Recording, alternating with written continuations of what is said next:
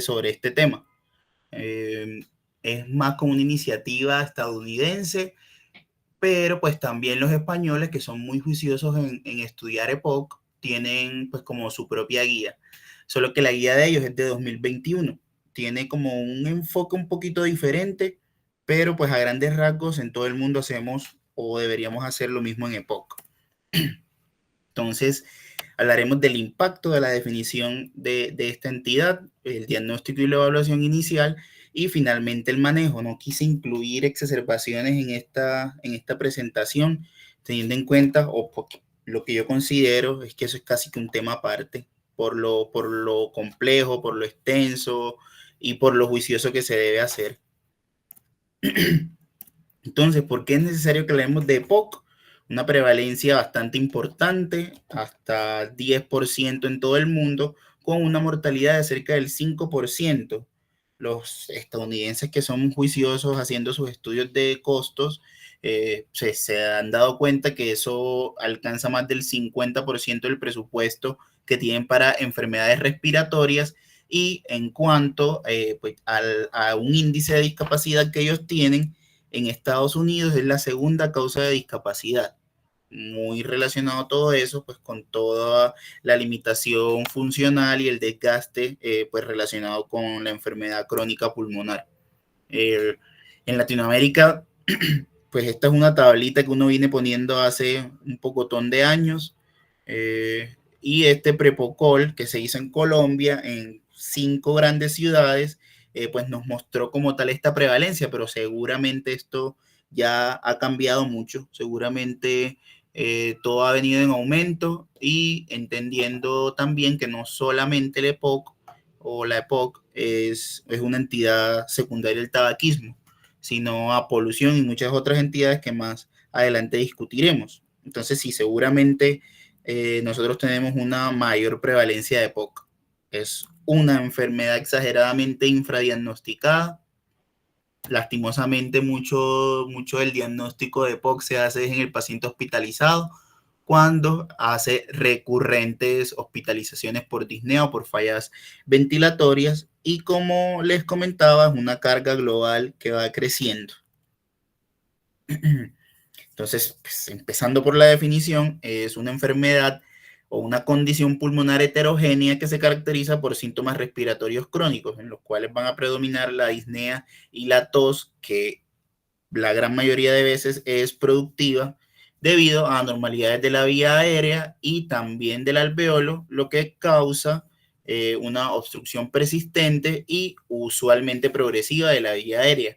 Y esta obstrucción es lo que nos va a dar pie, pues fisiopatológicamente, a las pruebas que vamos a utilizar para el diagnóstico de la POC y el tratamiento que le vamos a dar a estos pacientes.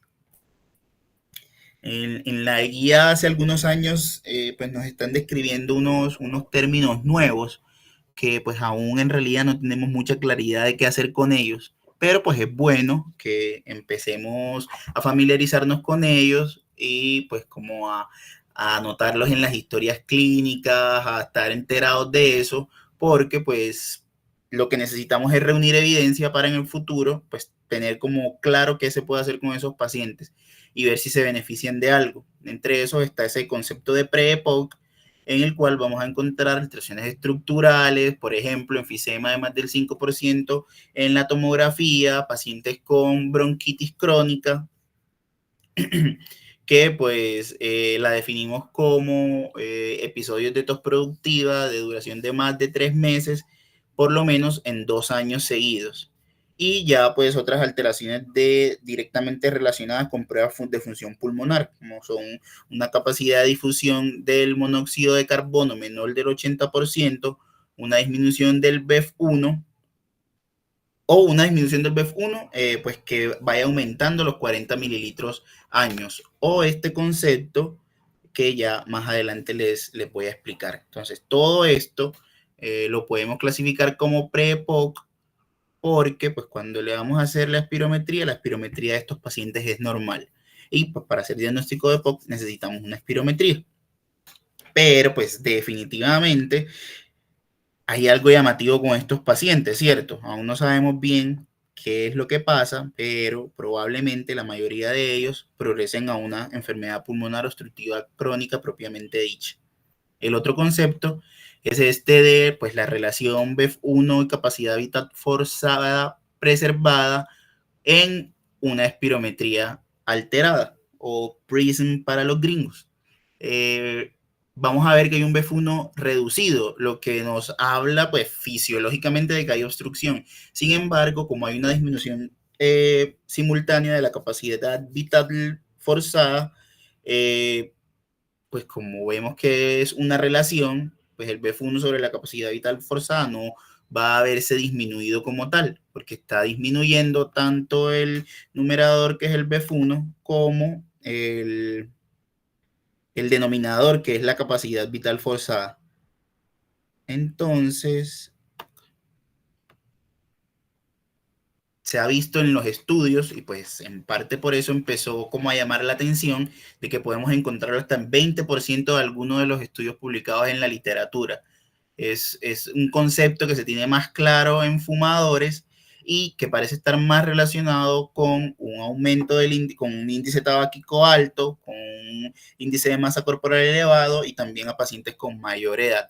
Sin embargo, todavía tiene una evolución variable y no sabemos qué tanto de estos pacientes que tienen un BEF1 reducido en realidad van a hacernos como tal una obstrucción propiamente dicha, que nos hable pues de enfermedad pulmonar obstructiva crónica como tal. Entonces, ¿qué tenemos claro hasta ahora?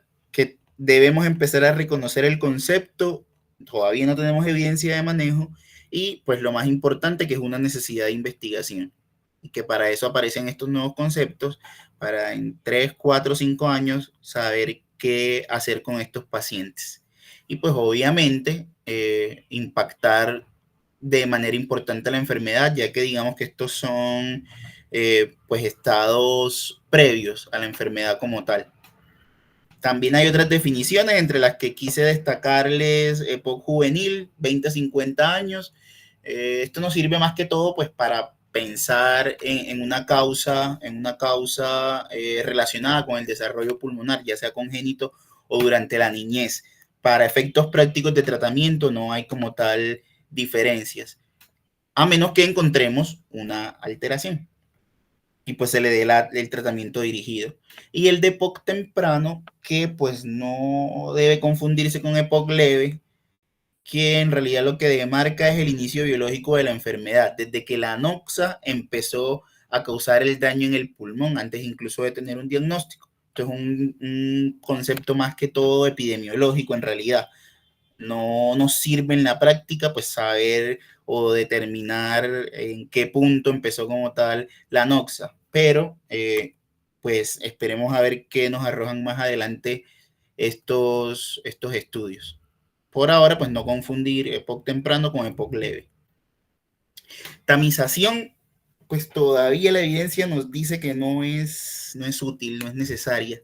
Lo que sí debemos hacer es una búsqueda activa en pacientes con síntomas, que pues ya más adelante hablaremos de los síntomas de la EPOC, y con factores de riesgo, principalmente aquellos pacientes que tengan un índice tabáquico mayor de 20, que hayan tenido infecciones recurrentes en la infancia o, pues bueno, no tanto infecciones recurrentes, eventos importantes en la infancia y pues sí infecciones recurrentes durante pues la vida.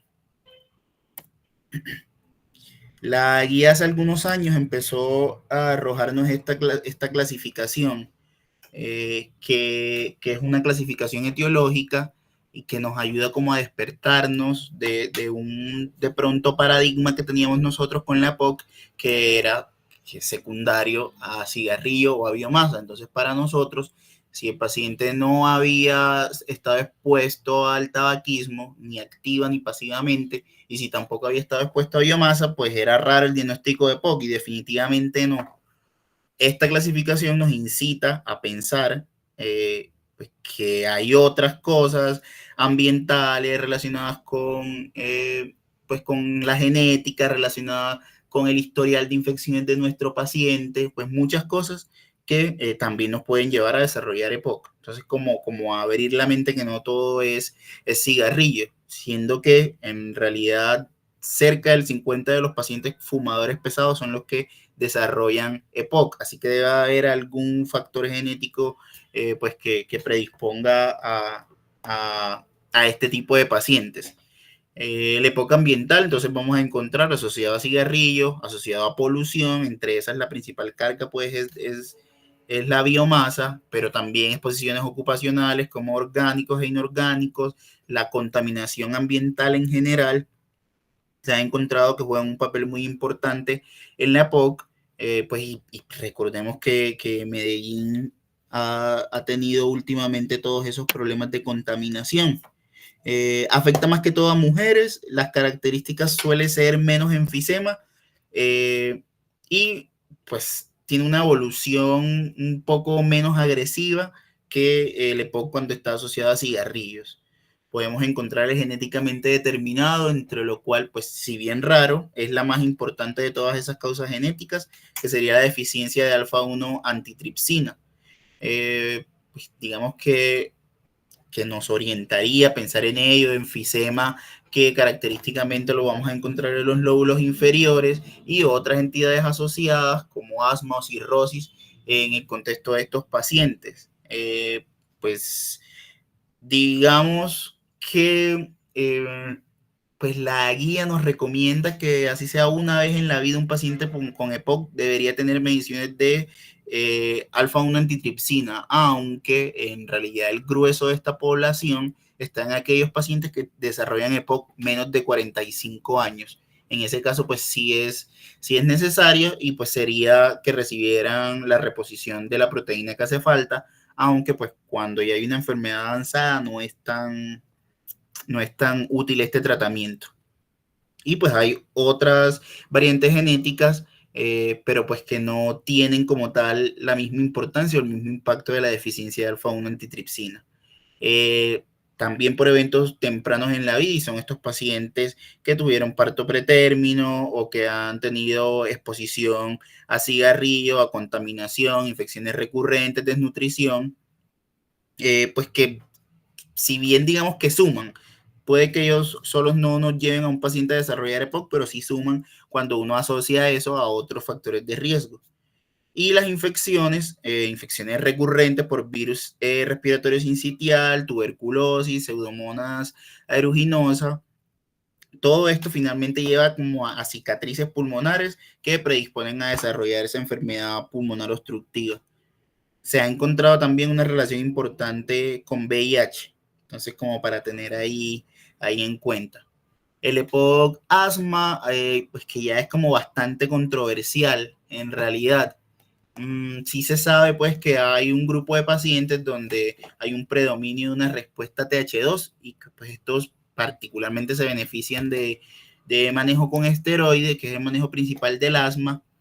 Pero pues como decir que el asma predisponga o que sea factor de riesgo para desarrollar EPOC, en realidad eso no está muy claro, es muy controversial todavía. Eh, un EPOC de causa indeterminada, pues ahí como que no vamos a tener mucha claridad acerca del factor de riesgo, y multicausal, que yo creo que es lo que predomina.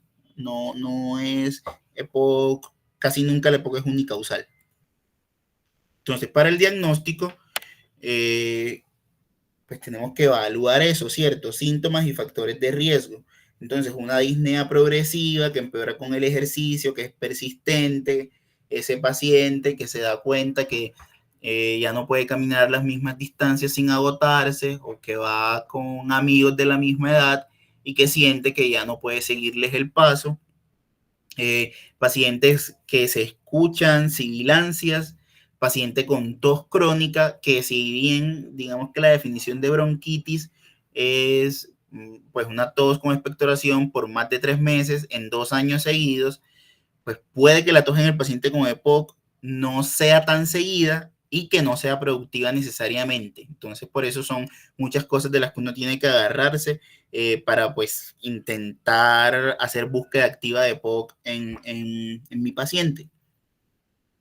Si tiene infecciones recurrentes del tracto respiratorio bajo y pues ya los factores de riesgo que hemos discutido. Todo eso suma y va dándole punticos para que uno decida a este paciente sí le voy a pedir una espirometría, que pues finalmente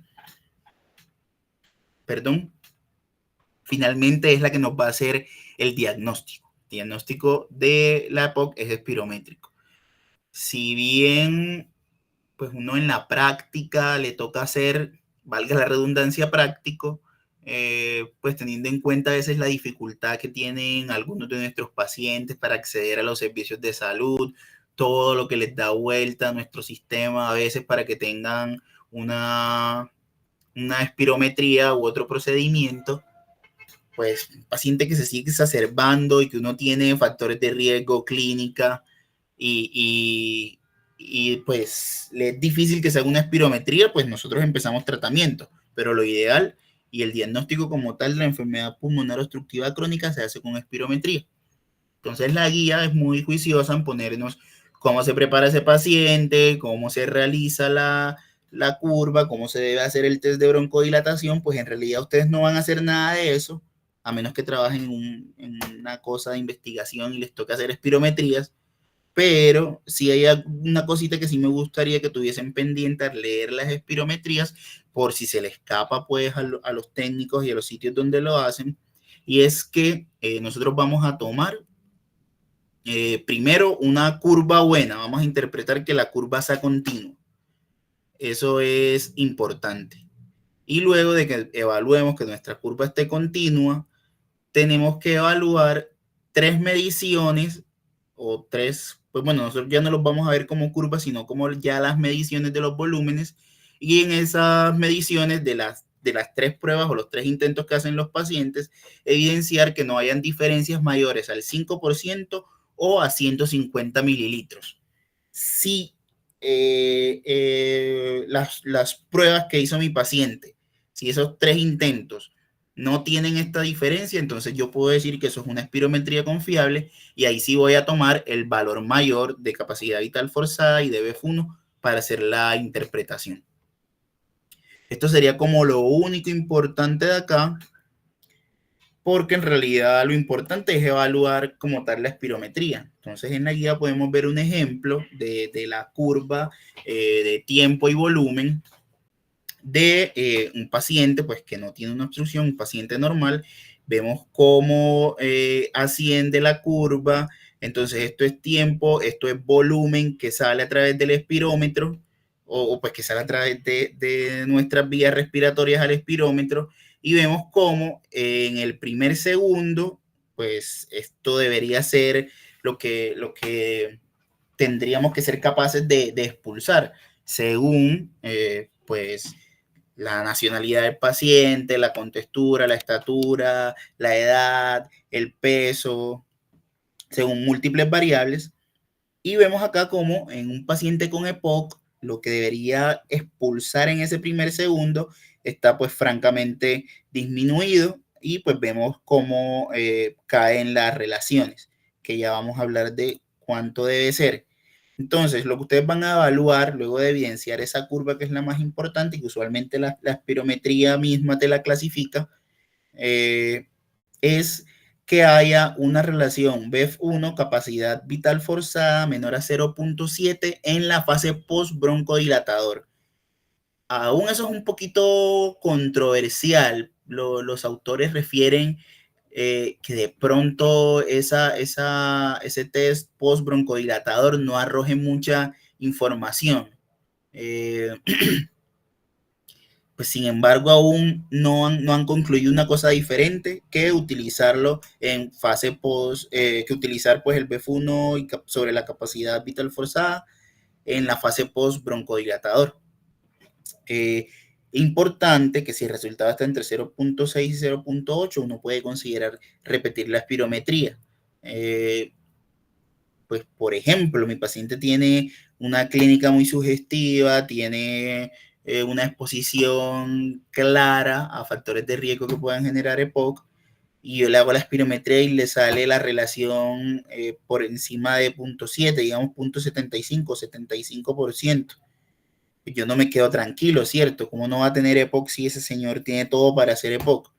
Entonces, en ese caso podemos considerar repetir la espirometría. Lo mismo un caso contrario, cuando un paciente no tenga como una clínica sugestiva de POC, pero pues por alguna razón le hicieron una espirometría y le dio una relación menor a 0.7. Si esta relación es mayor a 0.6, uno está en todo el derecho de repetir la prueba porque está dudando de ese diagnóstico.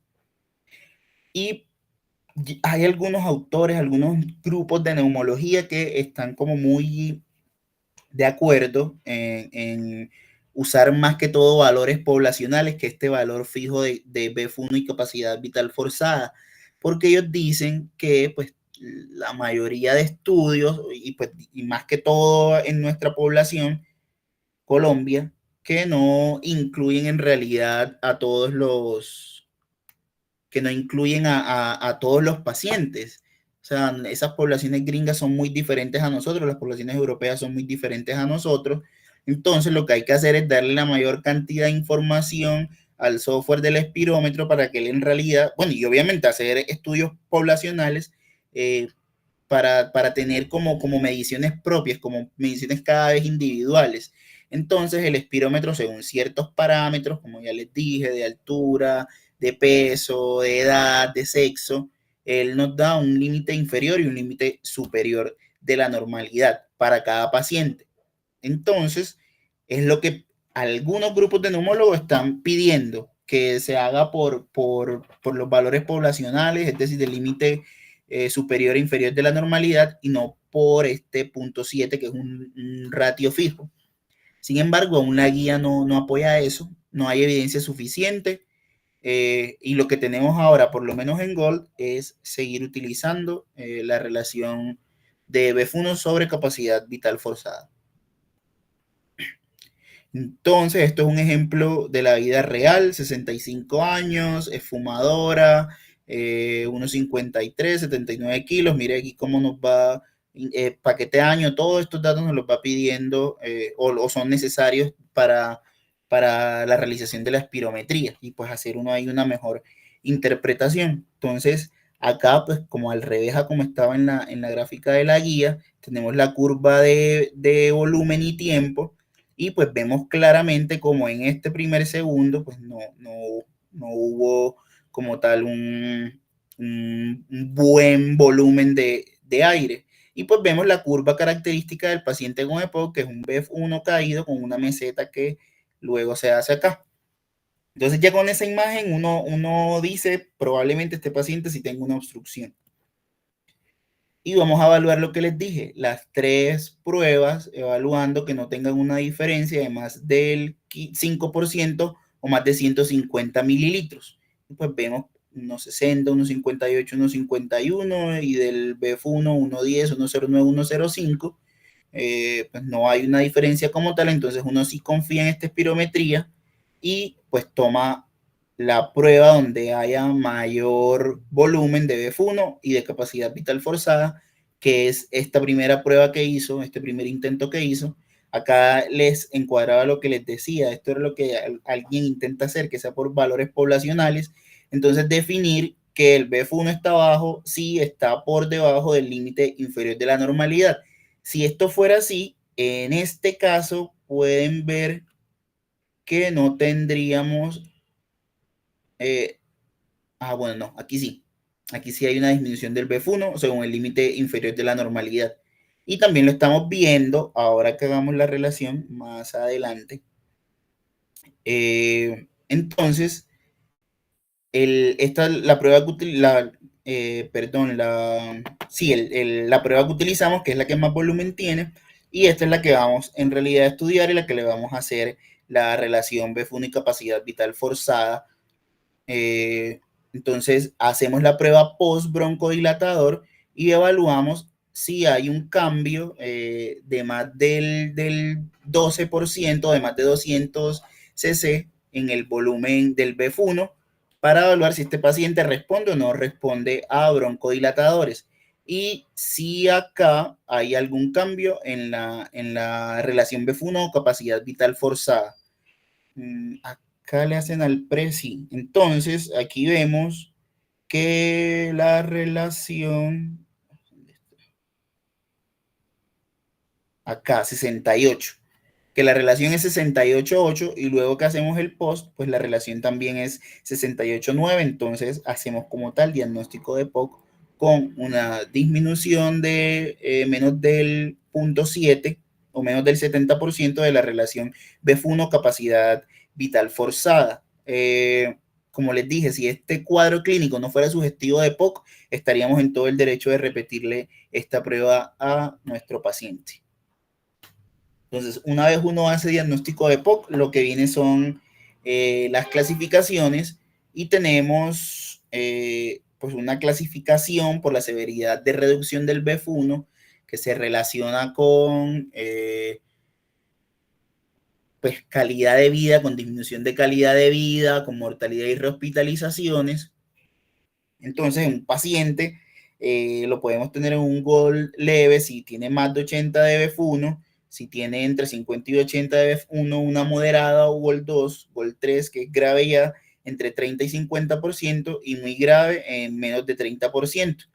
Estos son pacientes que probablemente se beneficien de otras estrategias adicionales a los broncodilatadores.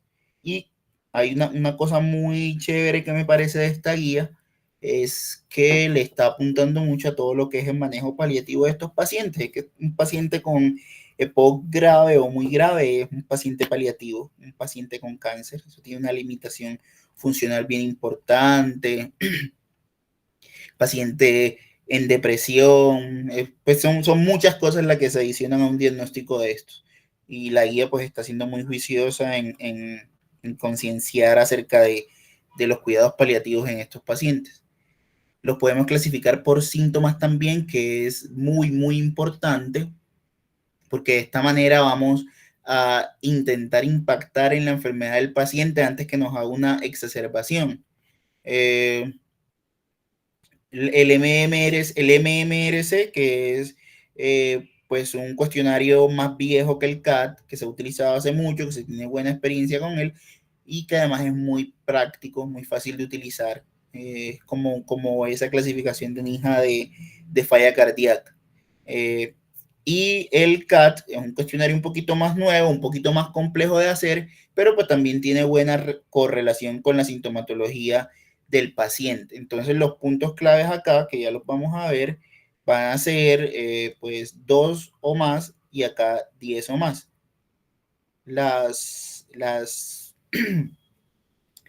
las tablas, las escalas las consiguen en la guía también para que se las apliquen a sus pacientes. Esto es preguntar sobre disnea y acá sí hay otras cositas adicionales como tos, como calidad de vida y eso.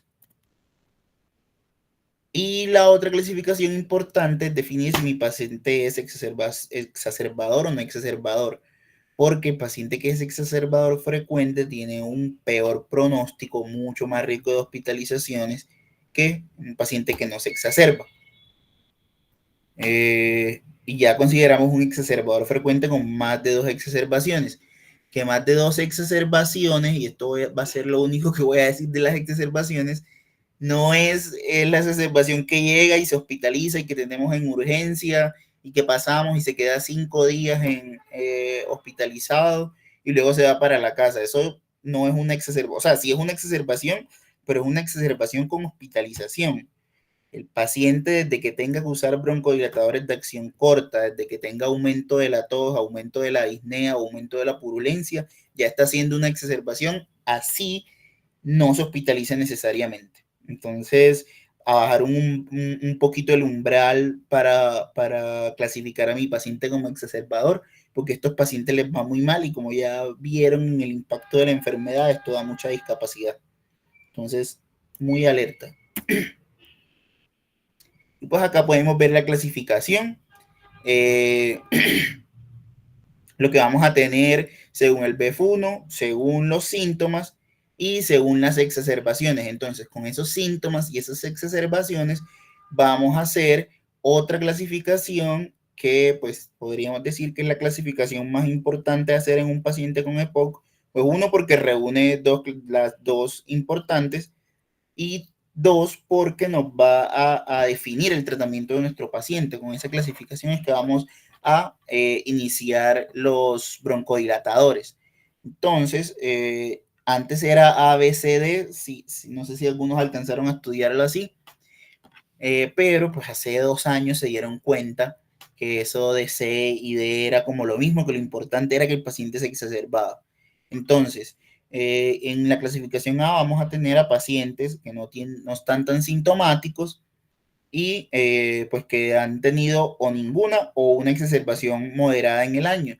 Y exacerbación moderada es ese paciente que no se hospitalizó. En el grupo B ya vamos a tener pacientes sintomáticos, pero que no son exacerbadores. Y ya el grupo E sí nos reúne a los exacerbadores, independientemente de si son sintomáticos o no. Probablemente estos pacientes son sintomáticos y van a tener más de 2 exacerbaciones moderadas o una exacerbación que los lleve a estar hospitalizados. Con eso ya mi paciente es exacerbador y voy a estar más alerta y más pendiente de ese paciente. ¿Y por qué eso? Este es uno de los estudios más importantes en EPOC y podemos ver cómo aquellos pacientes exacerbadores tenían una disminución en el porcentaje de supervivencia brutal. O sea, es brutal. Entonces, las exacerbaciones sí impactan mucho en la mortalidad y en la funcionalidad de los pacientes. Hay otras cosas. Ok. ¿Qué pasó? No, se me corrió esto.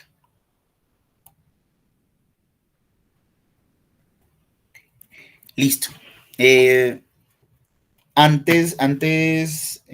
pues como tal de pasar al tratamiento de la EPOC, vamos a apoyarnos en otras pruebas que también pueden ser útiles para definir justamente el tratamiento. Entonces, en pacientes de menos de 45 años con enfisema panlobular, digamos que ese es el nicho perfecto donde uno pide la medición de alfa-1 antitripsina, aunque pues los gringos recomiendan que a todos. En esos pacientes vamos a hacer medición de niveles de alfa-1 antitripsina, donde el menos del 20% van a ser, perdón, donde una función de menos del 20% nos va a hacer decidir, pues, diagnosticar el déficit e iniciar la reposición de la proteína. Los eosinófilos, que juegan un papel muy importante, porque pues si bien no se ha demostrado que directamente la eosinofilia se asocie con exacerbaciones, sí hemos demostrado que en pacientes con eosinofilia que se les pone esteroides, sí se disminuye mucho las exacerbaciones. No sé si me entendieron el concepto. O sea, no es que si mi paciente tiene más de 300 eosinófilos exacerba más, o por lo menos eso no se ha demostrado claramente, sino que si yo comparo a dos pacientes con eosinofilia y a uno le pongo esteroide y al otro no, el que no tiene esteroide se exacerba mucho más. Entonces, por eso es muy útil tener mediciones de los eosinófilos. Y pues los índices de supervivencia, que son bastante importantes, que me gusta mucho la guía española porque utilizan mucho más ese índice BODE, que es un índice de pronóstico de supervivencia, para definir ajustes en la terapia de los pacientes y definir otras intervenciones. Y pues ya las pruebas de función pulmonar que quedan como más limitadas a cuando uno no está como tan seguro o uno ve un paciente muy sintomático con una obstrucción que no es tan grave, un BF1 pues que no es tan bajo y el paciente muy sintomático, muy sintomático. Los gases arteriales que nos van a ser útiles para definir las terapias de oxígeno domiciliario y la ventilación mecánica invasiva, no invasiva, perdón, cuando mi paciente está haciendo una exacerbación, la prueba de ejercicio de 6 minutos, la de caminata de 6 minutos, que es muy útil para evaluar el pronóstico y la supervivencia de estos pacientes, y la radiografía, que en realidad la vamos a utilizar para diagnóstico diferencial. No casi que a todo el mundo con EPOC le pide su radiografía, aunque esto no, pues no es que necesariamente tenga que ser así. No solicita la radiografía cuando tiene una sospecha de un diagnóstico diferencial. Y otras de las pruebas que utilizamos en estos pacientes con EPOC, a veces de manera muy, muy libre, pues como sin poca evidencia, es la tomografía de tórax, que tiene unas indicaciones puntuales y que por eso la guía hace énfasis en cuándo debemos solicitar una tomografía. Paciente que tenga exacerbaciones frecuentes y que en estas exacerbaciones predomine la producción de esputo, es útil una tomografía porque vamos a descartar o que tenga una infección atípica o bronquiectasias. Entonces, cuando yo sospecho bronquiectasias, debo solicitar la tomografía en mi paciente. Esa es como la principal en cuanto al diagnóstico diferencial. También la vamos a utilizar, aunque muy poco nosotros, eso ya queda como más a cirugía de tórax o a neumología, es cuando necesitamos hacer una terapia de reducción de volumen pulmonar, ya sea con válvulas o con coils endobronquiales, o que necesite cirugía pues de reducción de volumen pulmonar, lobectomías y eso, en los pacientes con mucha hiperinsuflación. Entonces, en ese contexto sí sería útil la tomografía y sí tendría la indicación. Y lo otro, pues, es en los pacientes, pero para tamización de cáncer pulmonar. Se ha demostrado que la EPOC tiene, o se ha asociado como un factor de riesgo independiente para cáncer de pulmón. Entonces, en mi paciente con EPOC, que además cumple criterios para tamización de cáncer de pulmón, se debería solicitar la tomografía también. En Colombia son pacientes con índice tabáquico de más de 30 paquetes año y edad entre los 55 y 74 años. Y que el paciente haya tenido antecedente de tabaquismo y menos de 15 años de haber dejado de fumar. El tratamiento va dirigido a la reducción de síntomas, a mejorar calidad de vida, a mejorar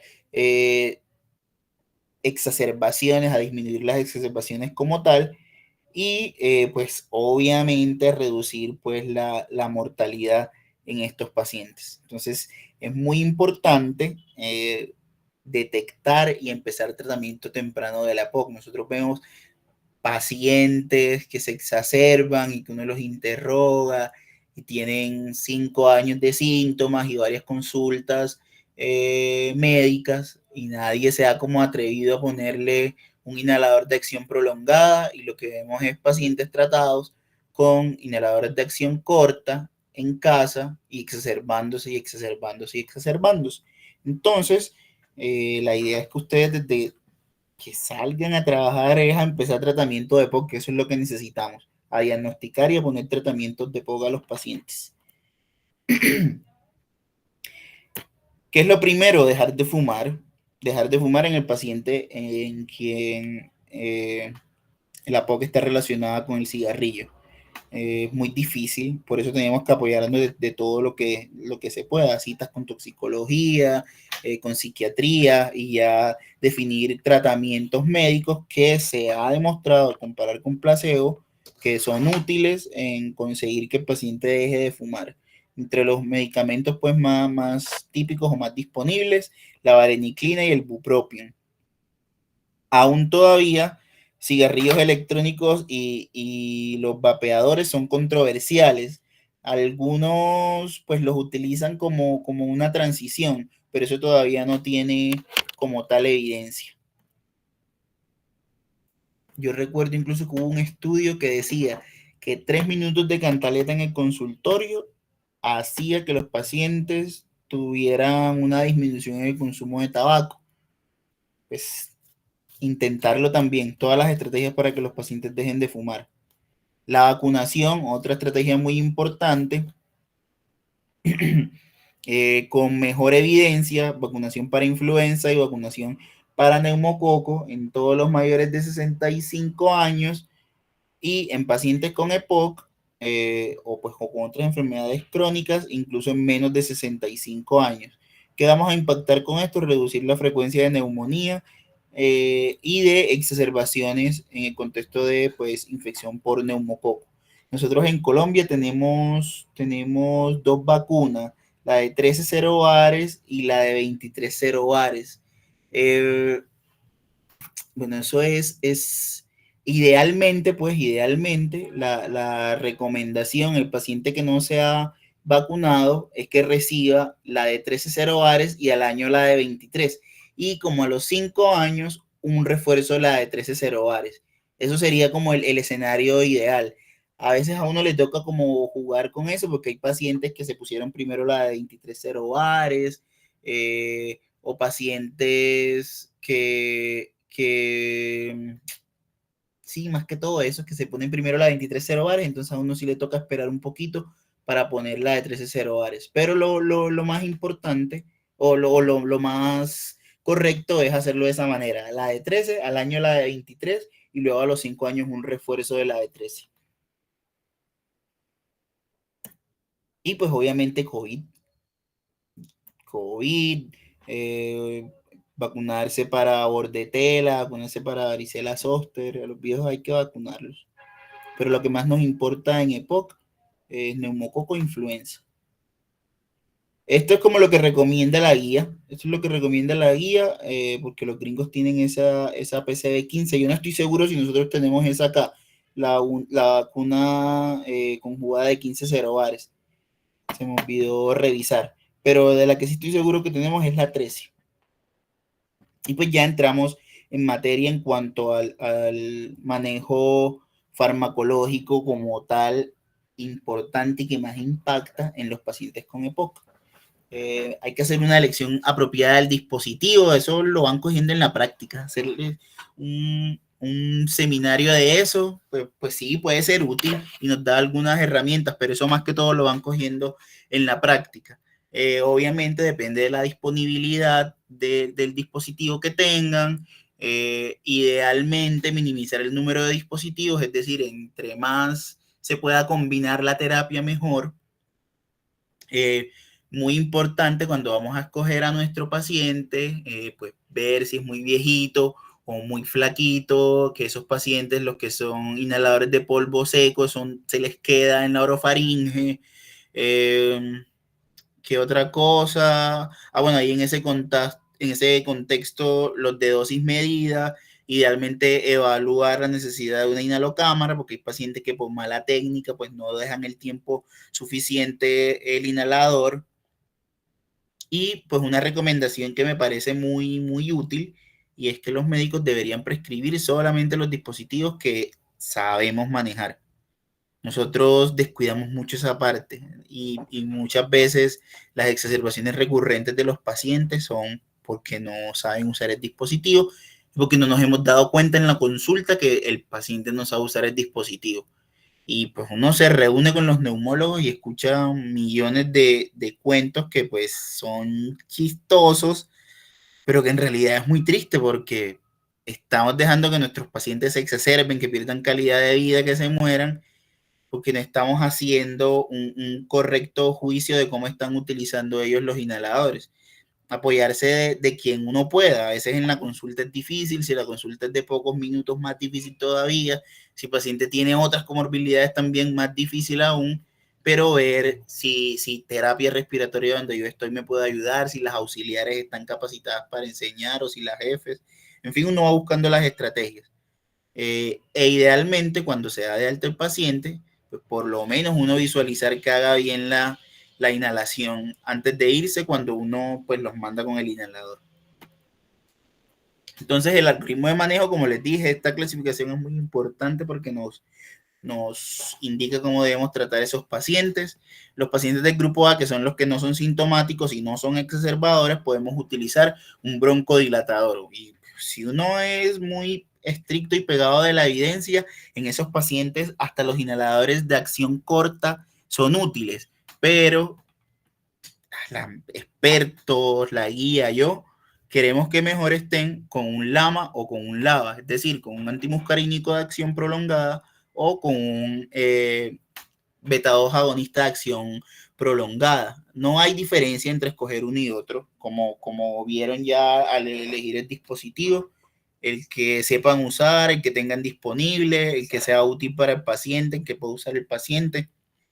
En fin, acá un broncodilatador. Ya el paciente sintomático sí idealmente iniciar con una combinación y pues como ya saben, la estrategia o lo ideal es que eso sea un solo dispositivo para mejorar así la adherencia.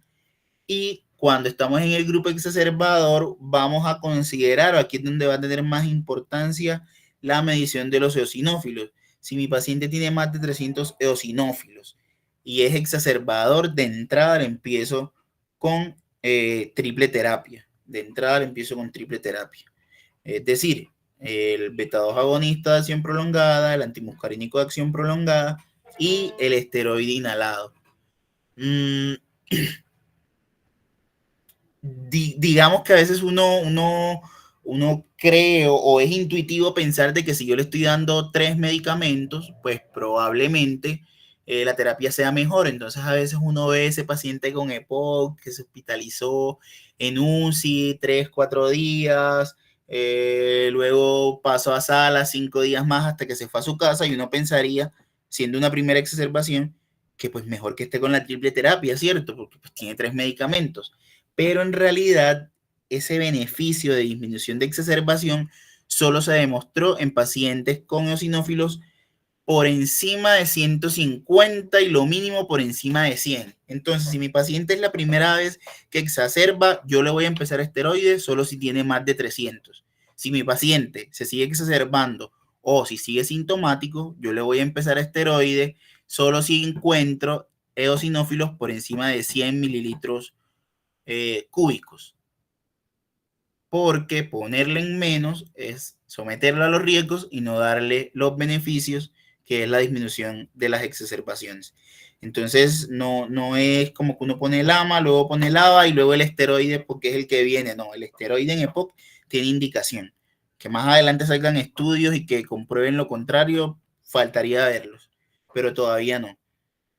Y hay una cosa importante que a veces uno ve los pacientes con EPOC con tratamiento de asma, es decir, un paciente con un broncodilatador, ya sea LAMA o LABA, asociado a esteroide. Eso se ha demostrado que no funciona. Y si mi paciente necesita esteroide, pues yo mejor lo tengo con LAMA-LABA y no con uno de los dos broncodilatadores de acción prolongada. Entonces, todo es que Seretide, Relvar y esas cosas que tienen un broncodilatador de acción prolongada, LAMA o LABA y esteroide, eso está proscrito en EPOC. Eso no se utiliza en EPOC. Y si mi paciente tiene eosinofilia, yo le pongo doble terapia y el esteroide. Entonces las recomendaciones, como les decía, SABA y SAMA, los inhaladores de acción corta, pues tienen también evidencia y se han utilizado, pero pues idealmente mejor no. Son más efectivos usar una monoterapia de LABA o de LAMA. Esto se ha demostrado que sí mejoran síntomas, función pulmonar y tasas de exacerbación. Y pues lo que les decía, y lo dice la guía también, si tenemos broncodilatadores de acción larga, los usamos sobre los de acción corta. Listo, esto era lo que ya les había dicho.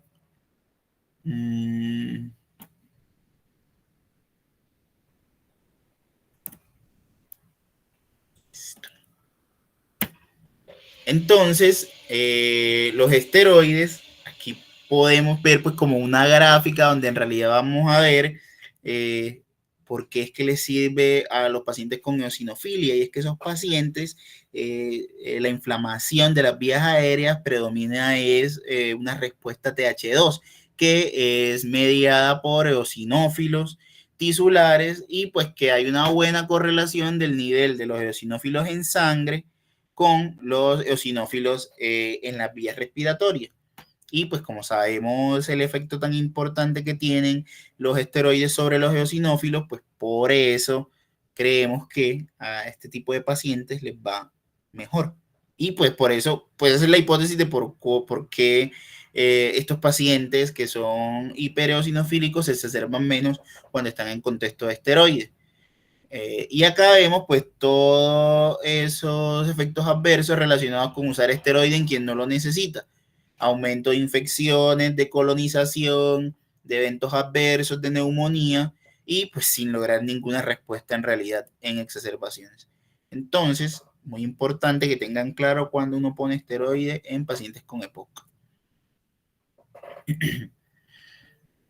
Eso. Entonces, acá vemos el beneficio, las hospitalizaciones, en el que es exacerbador frecuente y que tiene eosinofilias de más de 300. Ausencia de beneficio en eosinófilos menos de 100. Mucho cuidado en pacientes que hacen neumonías a repetición. Y se ha demostrado que en eosinófilos por menos de menos del 2% se aumenta el riesgo de neumonía. Bueno, esto es lo que les decía.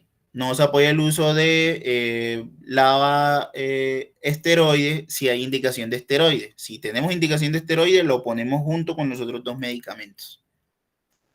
Estos son los estudios que pues son los que han demostrado en los que uno basa la triple terapia.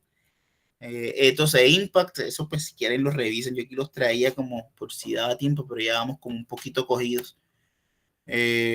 Y estas son las curvas que demostraron que las combinaciones, que la triple terapia impactan este tipo de pacientes sobre las exacerbaciones. También se ha demostrado que la triple terapia en un solo dispositivo pues es mucho más útil que darle esteroides por un lado y la malaba por otro lado. Y lo que les decía, el impacto si bien es menor, pero con más de 150 eosinófilos, persiste como tal el efecto. Y pues esto es como la tabla que nos resume con evidencia todas esas estrategias que tenemos para impactar mortalidad en nuestro paciente. Entonces vemos que la triple terapia impacta en mortalidad, que disminuir el consumo de cigarrillos impacta en mortalidad, que la rehabilitación pulmonar impacta en mortalidad y que en pacientes con una oxigenación o una presión arterial de oxígeno menor a 55 o menor a 60 con cor pulmonar o con policitemia, pues va a tener también impacto en la mortalidad el uso de oxígeno domiciliario, idealmente más de 15 horas, Y pues ya estos son unos estudios que si bien tienen evidencia, es un poquito más escasa de el uso de presión de ventilación mecánica no invasiva, pues de presión positiva sobre la vía aérea. Es un poquito complejo porque pues tiene que llevarse el paciente a una máquina de ventilación mecánica con presión positiva para la casa. Yo creo que en Colombia todavía no estamos tan cerca de eso. Donde uno lo ve de pronto es en sitios que se están realizando como de ese tipo de cuidados respiratorios, que es como que como centros de rehabilitación, donde los pacientes hacen una transición de la hospitalización a ese centro para que se les facilite esa ventilación mecánica invasiva que todavía necesitan antes de como tal el egreso o el alta. Pero pues como tal esto domiciliario, aún en Colombia yo no lo veo como bien estructurado y ni siquiera en el mundo, pues. Estos pacientes o los pacientes que más se benefician de estas estrategias de presión positiva sobre la vía aérea en casa son aquellos que tienen una presión arterial de CO2 mayor a 53, pacientes que tienen una acidosis pues persistente. Y pues ya lo otro son las estrategias quirúrgicas y endovasculares y endobronquiales, perdón, que pues han demostrado que también impactan sobre la mortalidad. Es llamativo, ¿no? Pues todavía no hay un estudio con LAVA y LAMA, es decir, con la combinación de esos dos, que haya demostrado que haya impactado en la mortalidad de POC. Y nosotros los usamos con toda libertad. Pero pues también es como poco ético ahora ponerse a comparar, darles LAVA y LAMA y no darle a los pacientes. Entonces nos quedamos con las terapias. La triple terapia se ha demostrado en estudios impacto sobre la mortalidad. ¿Qué otras opciones tenemos? Esto ya casi termina siendo indicación de neumología. Roflumilast es un inhibidor de fosfodiesterasa que demostró mejor rendimiento en aquellos pacientes con un BF1 menor al 45% y que no hayan mejorado luego de las terapias iniciales. En los estudios pues demostró mejoría de la función pulmonar y reducción de las exacerbaciones. Y pues acá tenemos los efectos adversos para tenerlos en cuenta. El antibiótico, y aquí limitado a los macrólidos, paciente más que todo fumador. Y pues por todo ese riesgo como de resistencia que puede producir una exposición continua a antibióticos a un paciente que además probablemente va a estar hospitalizado en algún momento, eh, pues ahí uno va como sopesando el beneficio o el mejor beneficio en los pacientes con EPOC se ve en el paciente que ha sido previamente fumador.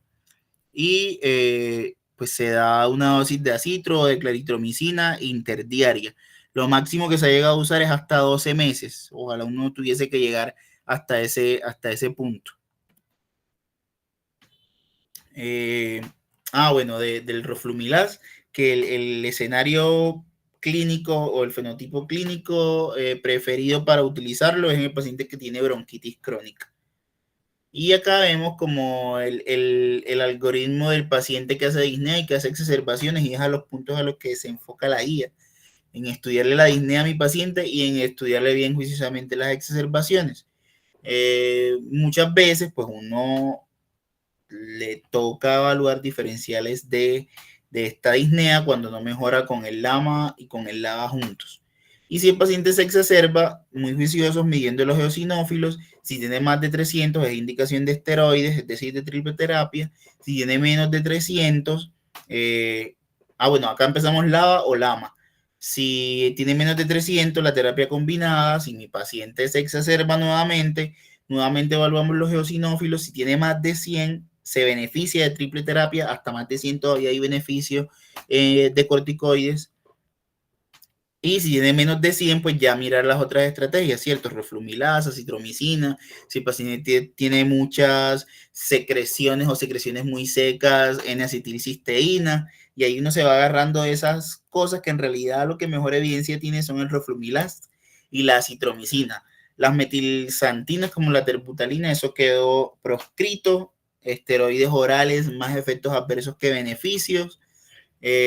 Mucolíticos, en acetilcisteína, las estatinas, pues como muy controversial esa evidencia, y definitivamente no previene exacerbaciones, y pues todavía no hay como claridad acerca del uso de biológicos en estos pacientes. Muy importante sí la rehabilitación pulmonar, como les dije, eso sí impacta en la mortalidad, ojalá duración entre 6 y 8 semanas. Los pacientes que más se benefician son los que tienen enfermedad moderada a grave, y por ahora la estrategia más efectiva para mejorar síntomas y tolerancia al ejercicio.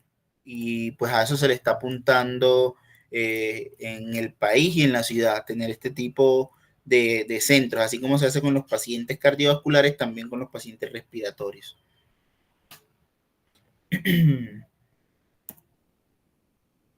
El manejo quirúrgico, eso aún se sale más de pronto lo que ustedes van a hacer en la consulta, pero sí es muy importante que lo tengan en cuenta, porque hay otras estrategias que podemos brindarle a nuestro paciente cuando con los broncodilatadores y con las terapias adicionales no hemos logrado mejorar síntomas ni mejorar exacerbaciones. Entonces, cuando el paciente tiene bulas que ocupan más de un tercio de la emitora, se benefician de bulectomía. Esto es un procedimiento quirúrgico. O cuando hay un enfisema que predomina en el lóbulo superior y tenemos unas pruebas funcionales buenas, pues incluso nos pide que siquiera sea más del 20%, que ya de por sí eso es muy bajito. Ese paciente se beneficia de cirugía de reducción de volumen pulmonar. Ya las otras estrategias son un poquito más nuevas, valvas endobronquiales, stent, ablación o coils, o pues ya terapias endovasculares con criospray con nitrógeno, eh, como buscando disminuir esa secreción, ese exudado que empeora la broncoobstrucción. Y pues ya el trasplante pulmonar, que si tiene como unas cuestiones bien, pues que ya tiene que estar el paciente en un programa muy juicioso, que lastimosamente no tiene pues la supervivencia de un trasplante renal o un trasplante hepático, pero pues definitivamente sí mejora la calidad de vida en estos pacientes. La oxigenoterapia indicada, como ya les dije, en pacientes que tiene menos de 55 de presión arterial de oxígeno o menos de 88 de saturación, o en aquel que tiene más de 55, pero menos de 60 y que tiene falla derecha, cor pulmonar o eritrocitosis o poliglobulia, perdón. Entonces uno lo va titulando buscando metas de 90%. E idealmente a los 3 meses evalúa si mi paciente todavía se sigue beneficiando del oxígeno. Y la ventilación mecánica no invasiva, que fue lo que le expliqué hace poquito, idealmente la iniciamos cuando hay hipercapnia de más de 53 milímetros de mercurio de presión de CO2. Lo que les decía, el cuidado paliativo, opiáceos, estimulación eléctrica, neuromuscular, ventilación mecánica no invasiva, soporte nutricional, es muy importante, muy importante que el paciente con EPOC sepa comer, porque estos pacientes la caquexina se los lleva, el factor de necrosis tumoral que se estimula tanto en las enfermedades crónicas, los lleva al paciente estar demasiado, y más cuando es ese fenotipo de enfisema, el paciente uno lo ve muy flaco y está muy desnutrido. Y estos pacientes tienen mucha ansiedad y mucha depresión, así que es ideal que tengan la valoración o la consulta con psiquiatría. Aquí es muy importante también la terapia física o de rehabilitación pulmonar, que se ha demostrado que disminuye ansiedad y depresión en los pacientes. Entonces, como un recuento de todo lo que vimos, una entidad heterogénea en cuanto a citología, así que no todo es cigarrillo. Empezar a implementar el uso de la clasificación taxonómica, que si el paciente no fumó y tampoco estuvo expuesto a biomasa, pero fue un parto prematuro, tuvo 4 hospitalizaciones en el primer año por virus sincitial respiratorio y después en la juventud tuvo 3 neumonías, ya súper exagerado todo eso, y ahí habría que buscarle una inmunodeficiencia también, pero lo que les quiero decir es que no todo es cigarrillo. Entonces hay otros factores muy importantes que me hacen pensar que mi paciente puede tener EPOC. Tamizarlo no, perdón, hacer la búsqueda activa más rápido e iniciar el tratamiento más rápido, previniendo empezar con una exacerbación. Entonces, lo que les decía, no tamización generalizada, sino búsqueda activa, empezar a reconocer los términos de PREPOC y PRISM. El diagnóstico, todavía eso no cambia, nada de límite inferior de la normalidad, según GOLD, pues no quiere decir que esté malo hacerlo, y seguramente hay sociedades que ya lo vienen haciendo, pero para GOLD, todavía BEF1 sobre capacidad vital forzada en la prueba post-broncodilatador menor a 7. Tener claras las indicaciones de a quién le vamos a pedir una tomografía, reducir la exposición a los factores de riesgo. Ya saben que no solamente cigarrillo, la polución o los contactos laborales, una vacunación apropiada, idealmente broncodilatadores de acción prolongada, mejor en un dispositivo, el esteroide inhalado al que lo necesite en realidad, oxigenoterapia, pues buscar hacerle gases al paciente para ver si tiene oxigenoterapia, idealmente más de 15 horas, que es lo que ha demostrado impacto. Pues empezar a pensar en ventilación mecánica no invasiva, aunque eso es algo que todavía está creciendo en el país, y nunca olvidar los cuidados al final de la vida de estos pacientes que pues tristemente llegan muy disfuncionales, muy cansados, con mucha disnea, muy deprimidos al final de su vida. Muchísimas gracias por su atención. Y me pasé un poquito bastante del tiempo. Listo, profe, no, profe, tranquilo. Muchísimas gracias por la charla. Muchachos, haremos unos minuticos para no alargar tanto la charla para preguntas, si quieren hacer preguntas en el chat o pueden abrir su micrófono y hacérselas al profe. Y por favor recuerden que los que no hayan asistencia pongan su nombre en el chat, por favor. Ley de reforma del...